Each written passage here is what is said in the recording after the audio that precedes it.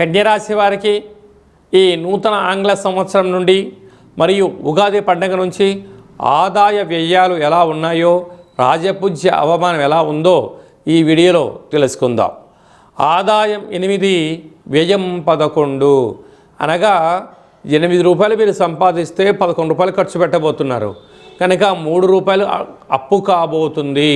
కనుక ఇలాంటి కాల సమయంలో అపోహలకు వెళ్ళొద్దు, ఆడంబరాలకు దూరంగా ఉండండి.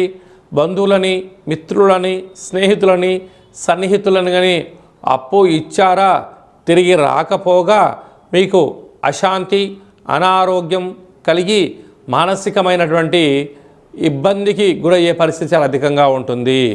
రాజపూజ్యం 3, అవమానం 3. అంటే మీతో సహాయం పొందిన వారేమో మీరు చాలా మంచివారు అంటూ ఉంటారు, కానీ మాట ఇచ్చి మీరు మాటను నెరవేర్చుకోలేని పరిస్థితుల్లో ఆయన ఏంటండి మాట చెప్తాడు, మాట మీద నిలబడడు అని చెప్పి వారేమో మీకు శత్రులు అవుతారు. కనుక కన్యరాశి వారు ఎంత ఓపిక, పట్టుదల, సహనము, ధర్మము, ఆధ్యాత్మిక చింతన కలిగి ఉన్నప్పుడు సకలమైనటువంటి రుణ, రోగ, శత్రు సమస్యలను దూరం చేసుకునే పరిస్థితి ఉంటుంది. అదే కాకుండా ఇక్కడ 3 రూపాయలు అప్పు అవుతున్నాయి కనుక ఆడంబరాలకు వెళ్ళొద్దు. వచ్చినటువంటి ఆదాయాన్ని స్థిరాస్తులు సంపాదించే ప్రయత్నం చేయండి. కానీ బ్యాంకు వాళ్ళు లోన్లు ఇస్తున్నారు కదా, అడగగానే అప్పులు ఇస్తున్నారు కదా అని చెప్పి అప్పులు తెచ్చి ఇంకో చోట మీరు పెట్టుబడులు పెట్టారా? మీరు అప్పు తెచ్చిన చోటనేమో మీరు అప్పులు కట్టాలి. మీరు అనుకున్నంత ధర పలకలేని సమయంలో ఇది పోతుంది, అదే పోతుంది, అప్పుల పాలయ్యే పరిస్థితి చాలా అధికంగా ఉంటుంది.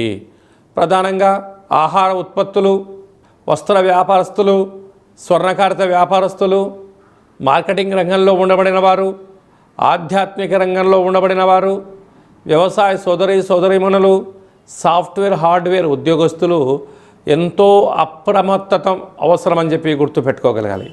ఇలాంటి కాల సమయంలో ఈ సంవత్సరం మనకు యమునా నది రాబోతుంది కనుక యమునా నదికి పుష్కరాలు ఉన్నాయి కనుక పుష్కర స్నానం చేయగలిగితే, పితృదేవతల యొక్క ఆశీస్సులు పొందగలిగినట్లయితే సకల గ్రహ దోషం తొలగుతుంది.